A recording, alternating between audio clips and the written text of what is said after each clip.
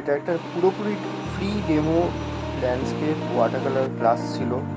And ওর মধ্যে আমি লেআউটগুলো বুঝাচ্ছিলাম যে আগে কিছু কিছু আমার ল্যান্ডস্কেপ পেন্টিংয়ে কী করে লেআউটগুলো আমি করে তারপরে এত সুন্দর করে ল্যান্ডস্কেপটা ড্র করেছিলাম।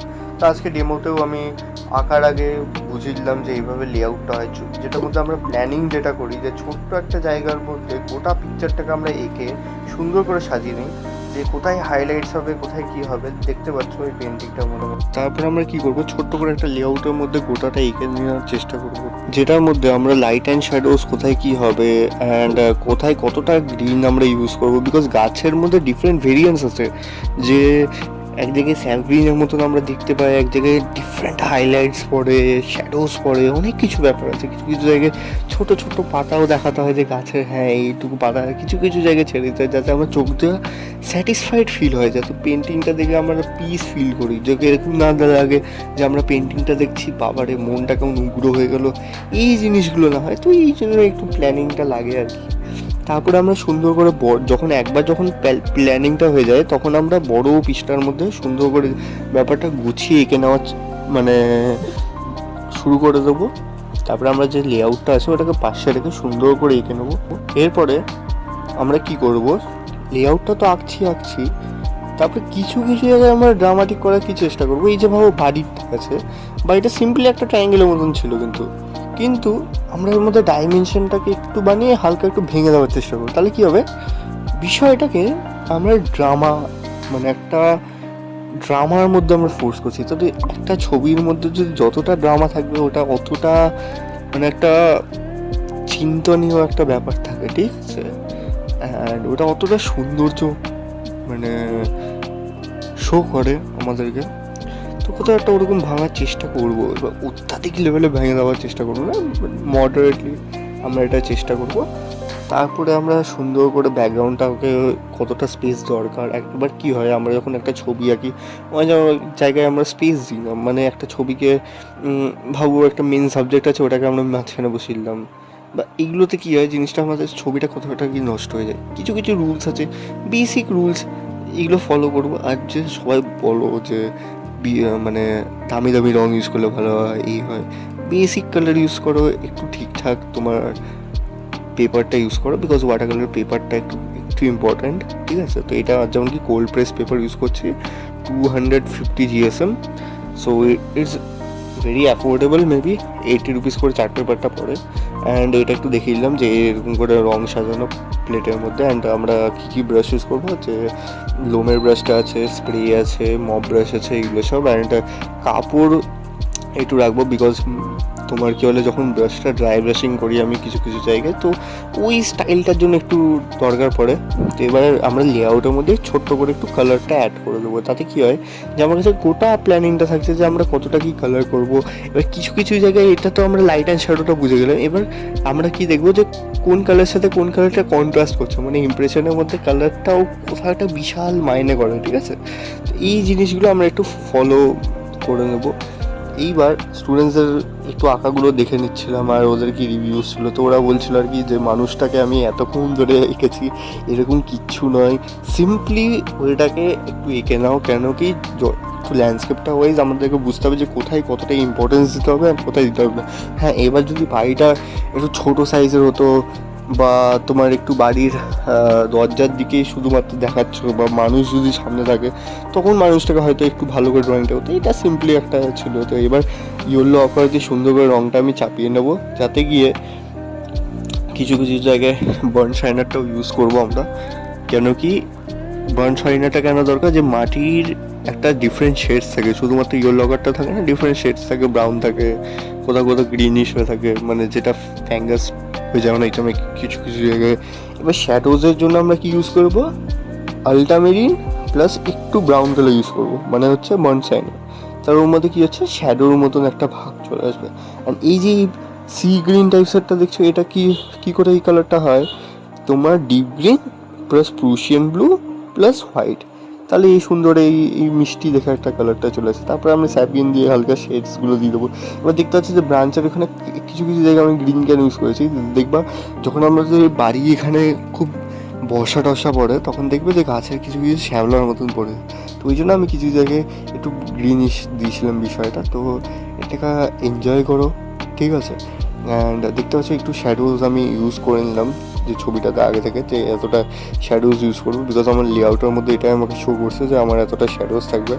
অ্যান্ড একটু স্টুডেন্টসের ছবিগুলো দেখে নেবো যে ওরা কত দূর এগিয়েছে। তো এই স্টুডেন্টটা যেমন কি এতটা এগিয়েছিলো অ্যান্ড এই সাইজের বিষয়টা সুন্দর করে বুঝেছে। অ্যান্ড তারপরে আমি কালার করে নেবো বাড়িটার মধ্যে। তো এবার কিছু কিছু জায়গায় ওয়েট ব্রাশিং ইউজ করবো, বিকজ ওটাকে স্মুথ করতে হবে। কিছু কিছু জায়গায় ড্রাই ব্রাশিংয়ের মধ্যে তো আমাদেরকে ওয়াটার কালার বেসিক্যালি জানতে কী হবে যে কোথায় কতটা কী ইউজ করবো। বিকজ দেখো কিছু কিছু জায়গায় মোটা মোটা রঙ ইউজ করতে হয়, কিছু কিছু জায়গায় পাতলা রঙ ইউজ করতে হয়, আর কিছু কিছু জায়গায় পুরো ড্রাই ব্রাশ ইউজ করতে পারো যে ওটাকে একটা নতুন রকম স্টাইল দেওয়ার জন্য। যে দেখো উপরে যে চালটা আছে আমি কোথাও কোথাও ড্রাই ব্রাশিং ইউজ করেছি, কোথাও কোথাও এরকম পিছন দিক থেকে টেক্সচারও দিতে পারবো।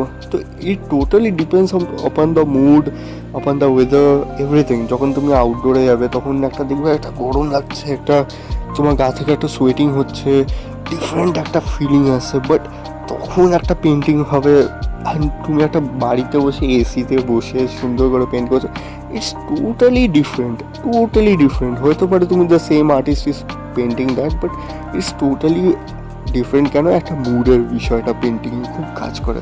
দেখবে তুমি যখন স্যাড আছো তখন একটা পেন্টিং একবার খুব সুন্দর করে হবে।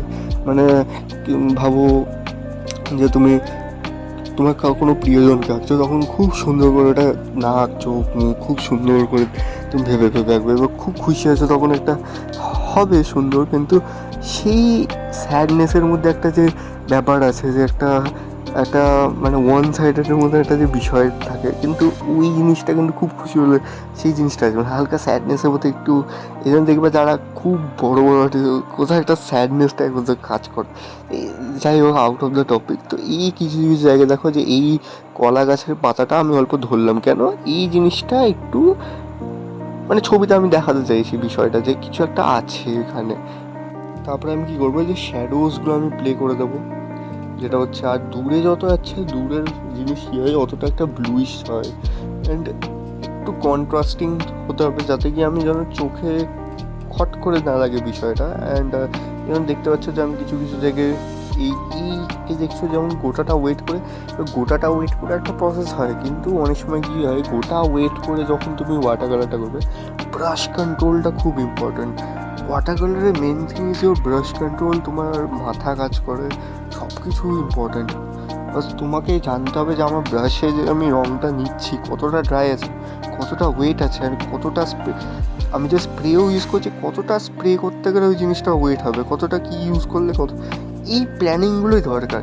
এইটার জন্যই আমি ওয়ার্কশপটা নিয়েছিলাম, যে কেউ যদি ইন্টারেস্টেড হও যে আমি শিখতে চাই, যে আইদার তুমি যার কাছে শিখছো ঠিক সময় শিখে নাও, নাহলে পরে গিয়ে এই ওয়াটার কালার খুব হেল্পফুল কুইক মিডিয়াম। তুমি কোথাও ঘুরতে গেছো চট করে এখানে, এই যে আমি দার্জিলিং গেছিলাম, আমাকে অ্যাক্রেলিক এগুলো ক্যারি করতে ছিল, অনেক কিছু হয়ে গেছিলো, কিন্তু ওয়াটার কালার যখন ক্যারি করছিলাম কি একটা সিম্পলি নোটপ্যাড নিয়ে নাও, পেপারস নিয়ে নাও, ব্রাশ নিয়ে নাও, কালার নিয়ে নাও, বাস সিম্পল। ওর মধ্যে ক্যানভাস নাও, এই নাও ওই নাও, প্রিজার্ভ করার কথাটাও, ইট ইজ ভেরি হ্যান্ডলি মিডিয়াম। তো এই জিনিসটা খুব ইজি।